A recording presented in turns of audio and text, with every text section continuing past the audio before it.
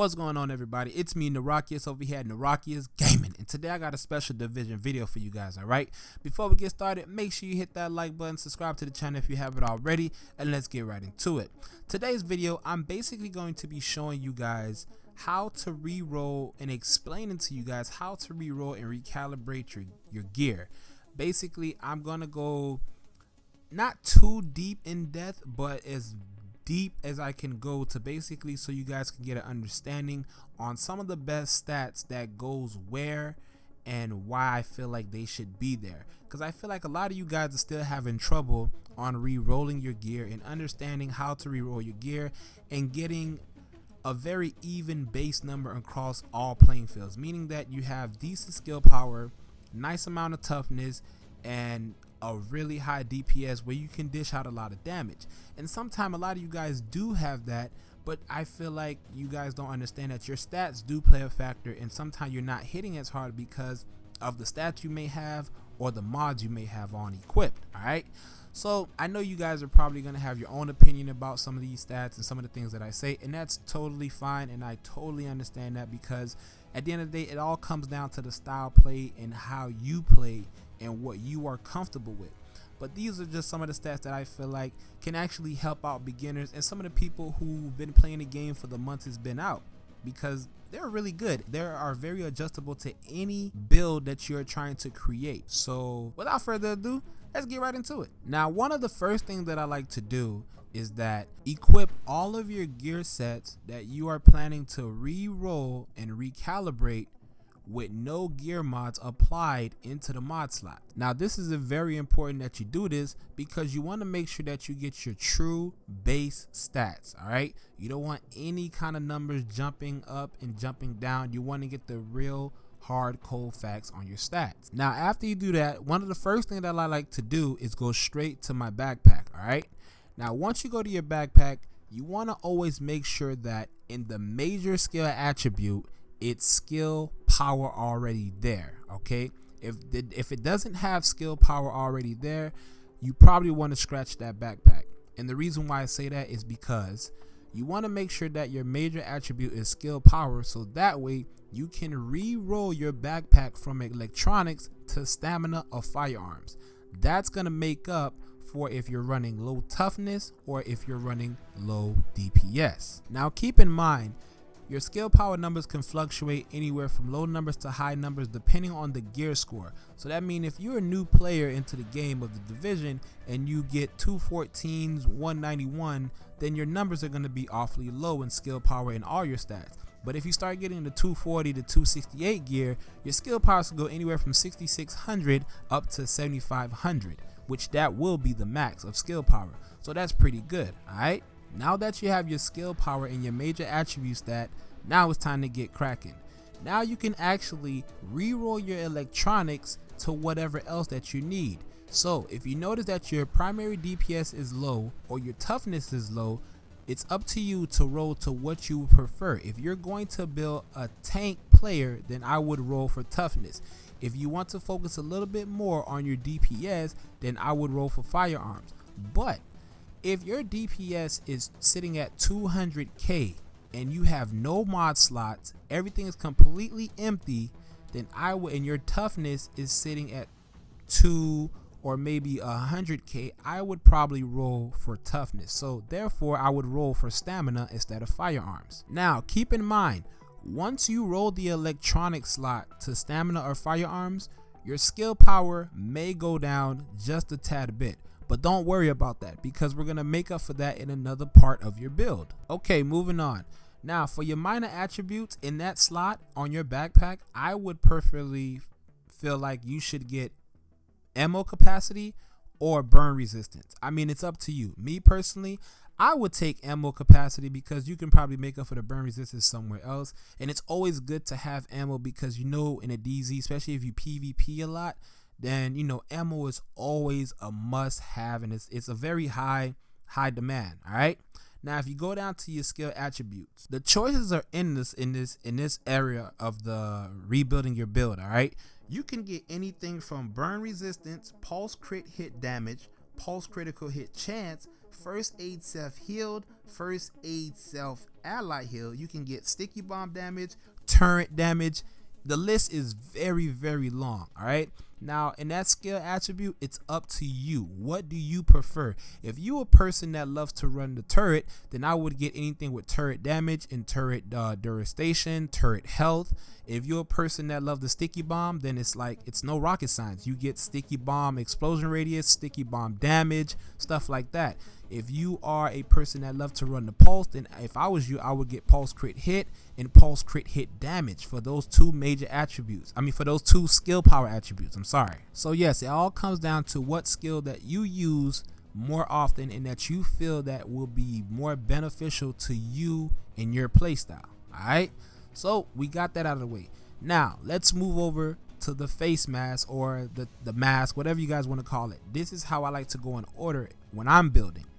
Now, your mask is another portion of your build that is very important, that in the major attribute, you have skill power. This is where you're going to make up for re-rolling your backpack from electronics to stamina or firearms. By having skill power in the major attribute, you should see an increase in your skill power anywhere from 22k and 25k. Now, for your minor attributes, I really just go with whatever they give me. You never want to waste your re-roll on a minor attributes because the stats are weak and there's no use of even re-rolling those unless you get a hell of a godly roll on your mask and you just don't like you should never have kill XP anywhere on your gear. That is a no-no. So unless you get like a godly roll and you can sacrifice a roll, even then I still wouldn't do it. But if you want to, it's up to you.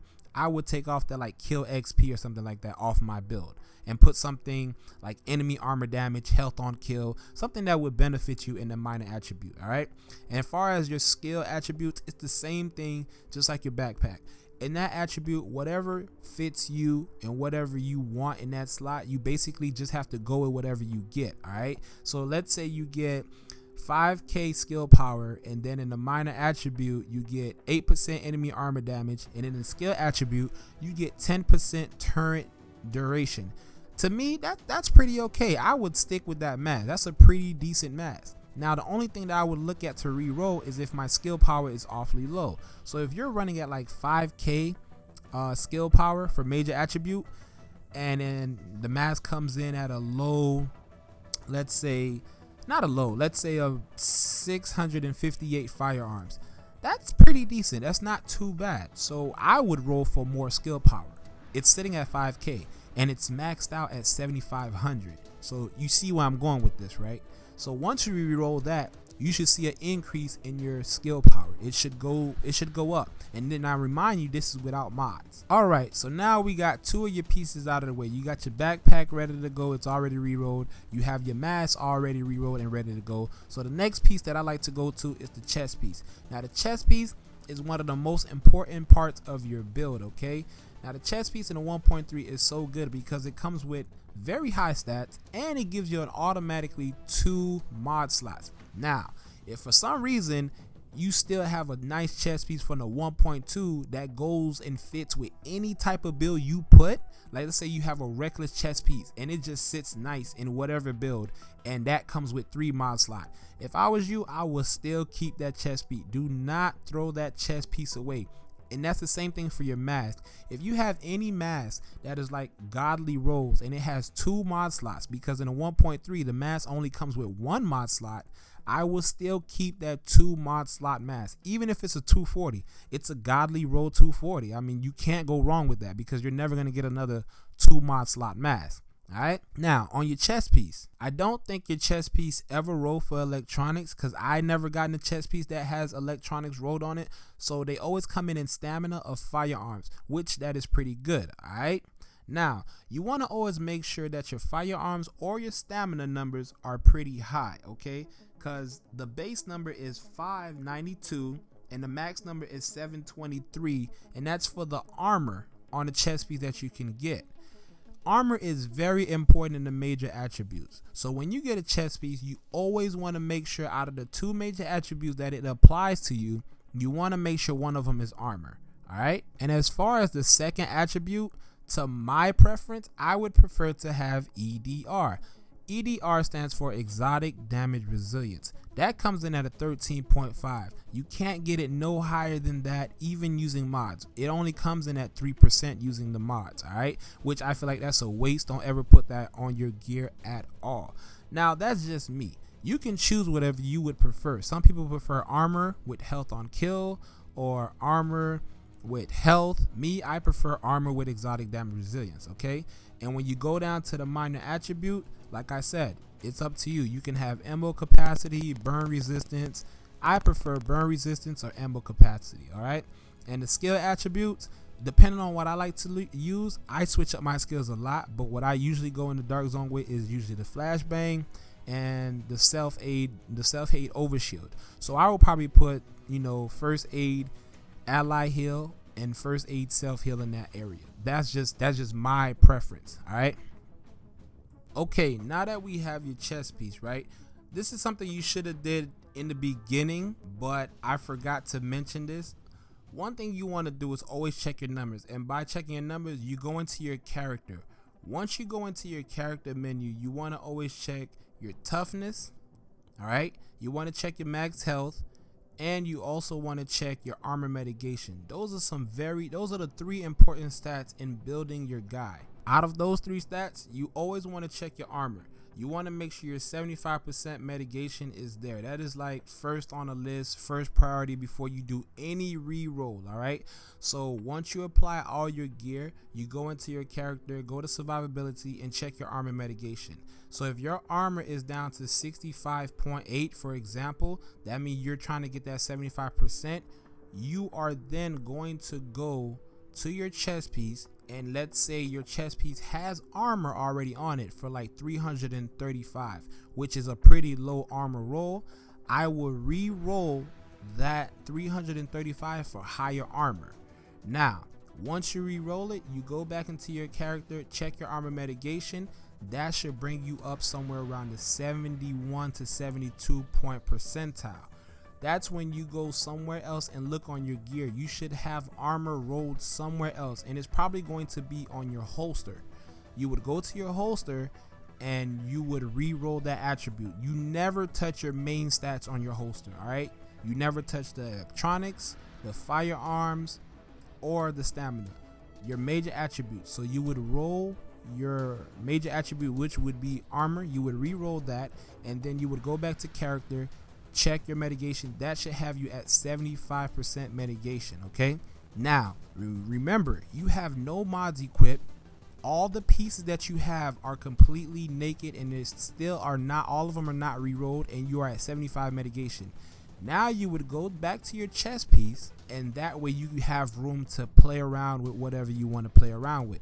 Now, remember, your armor goes into your toughness. So by re-rolling and increasing your armor, you should see an increase in your toughness also. Now, once that's out of the way, you would move over to your knee pads. Your knee pads is another place that is common in the major attributes to have armor, or sometimes it will have like damage to leads or health in the major attributes. The minor attributes are always like these 3 solid main stats. You would probably get like scavenging, increased kill XP, or blind death resistance. Now, the godly knee pads that I think, to my opinion, is having armor as a major attribute, and then in your minor attribute, you have shock resistance, burn resistance, and probably, I don't know what, enemy armor damage.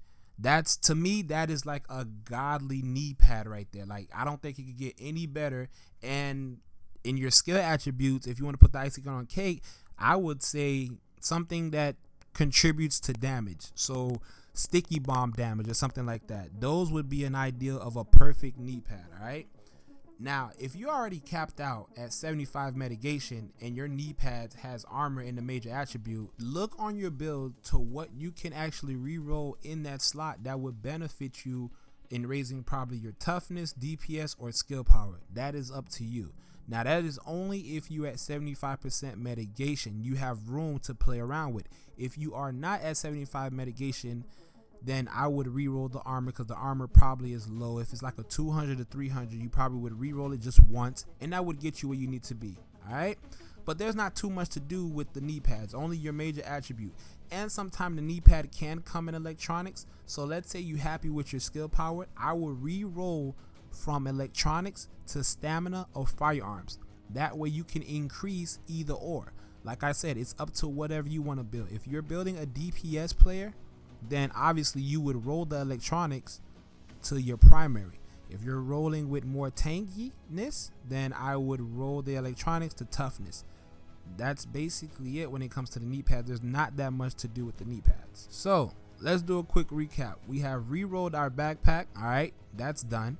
We did our mask. That's done. We did our chest piece. That's done. And we did our knee pads. That's done. And we're sitting at 75% armor mitigation. All right.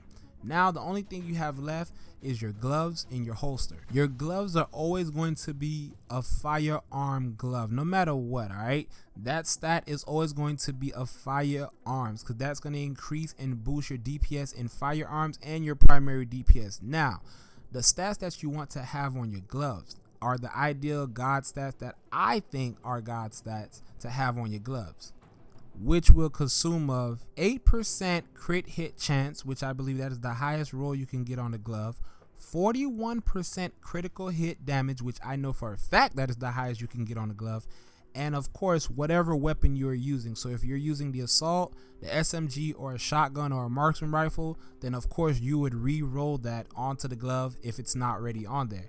And as far as the skill attribute, you know, don't ever touch that. Whatever it give you, you just deal with that and you call it a day. But hopefully it's nice and it gives you something like 9.5 pulse crit hit chance. I mean, they don't do that no more. Let's say it's at 3%. But if that was the case, you know, those would be godly ass gloves. Now, me personally, I still use Savage gloves. I don't know where people are saying Savage gloves were dead. I feel like Savage gloves have their place in whatever build you are creating, because you got to think about it. They cut back on the critical hit chance. Savage glove talent still gives you that 14% crit hit against targets out of cover. Just let that marinate right now. Just think about that right now. You know what I mean? So that's what I like to use depending on my build. But Savage gloves, you are probably going to see it in a lot of my builds. And that's basically it for the gloves. No, you cannot get a mod slot on the glove. That I feel like that would be hella OP. But if you're new to the game, that and your holster are the two places where you can no longer get mod slots at all. Okay.